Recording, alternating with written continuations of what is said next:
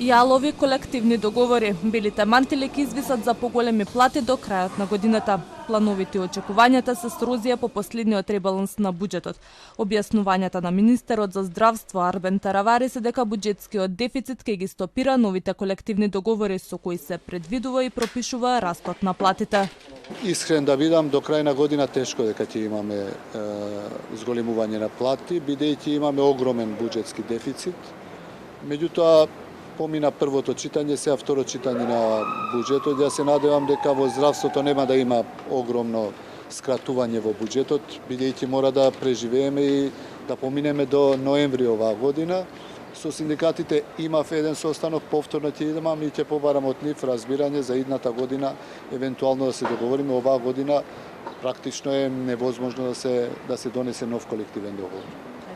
Здравството е доведено до колапс од ниски плати и услови за работа, се жалат синдикатите. Гневни на одлуката на министерот, работата велат ќе ја тераат до крај. Следна врата за помош ќе им биде Линденска број 2, од каде ќе бараат владата да го одврзе кесето за кадарот кој што масовно е напушта професијата и со карта во еден правец бега од државата.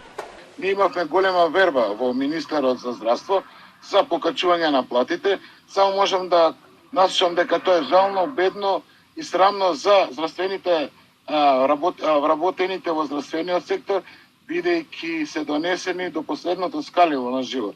Како може една медицинска сестра со средно образование да живее со 25.000 денари, возач, средно административен персонал со 23-24.000 плата, возач во итна медицинска помош под просечната плата.